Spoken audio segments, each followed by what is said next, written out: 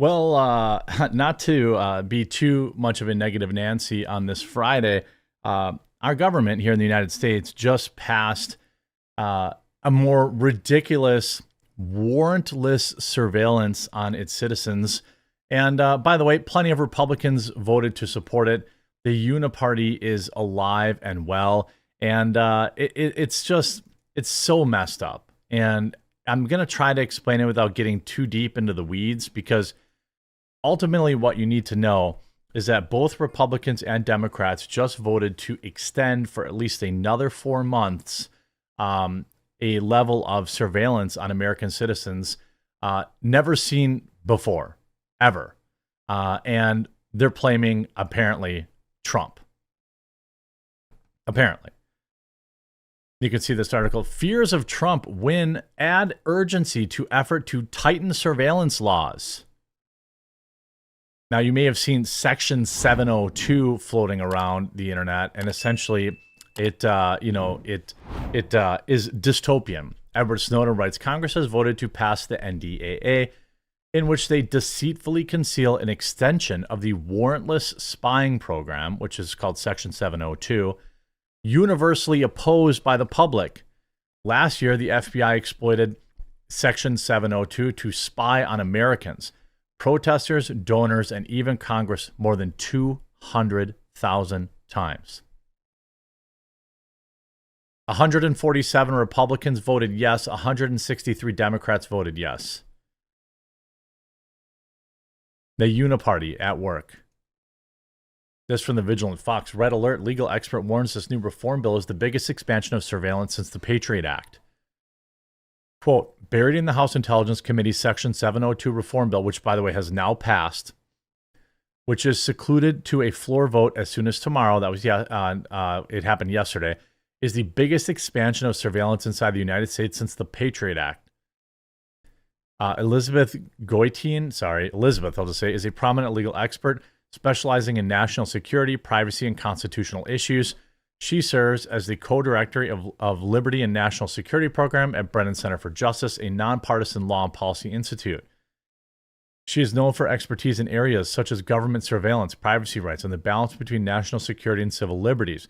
She frequently writes and speaks on these topics, offering critical insights and advocating for the protection of individual rights in the context of national security.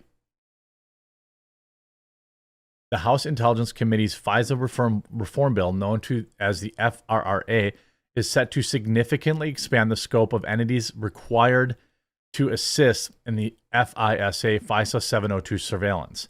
This expansion is due to a change in the definition of, quote, electronic communication service providers, potentially implicating a wider range of businesses and individuals in surveillance activities. Critically, the bill will allow government warrantless access to nearly every communication system in America. Everybody voted by a majority on Democrats and Republicans for this.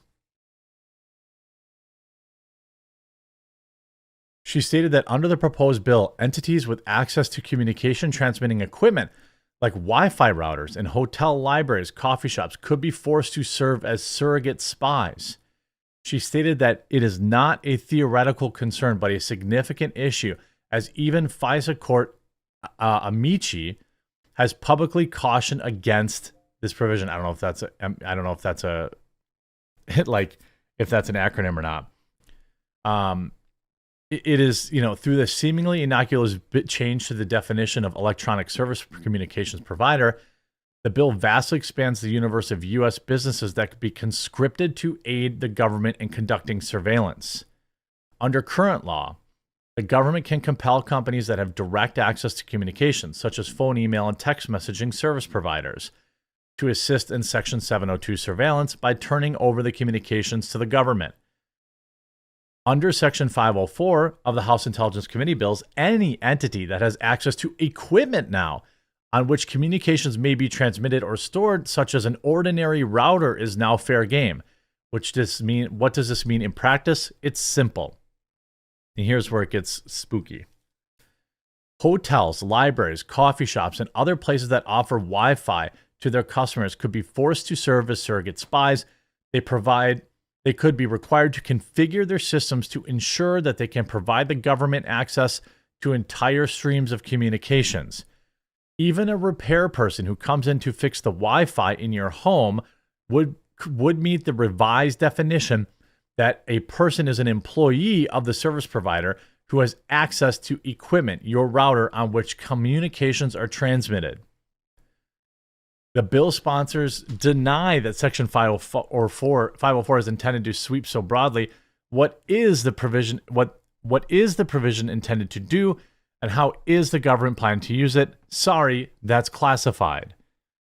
At the end of the day, though the government claimed its intent matters little, what matters is the provision on its face actually allows, because as we all know, the government will interpret and apply the law as broadly as it can get away with.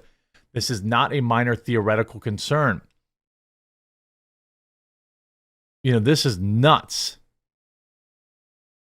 And it passed easily, right? Why? Because Trump? The prospect of Donald Trump using the powers of presidency as a tool of retribution has raised the stakes for a bipartisan push by Congress to tighten what data on American federal investigators can search without a warrant. Yeah, if you're at a coffee shop, the government can now steal your data. Why? Because Trump.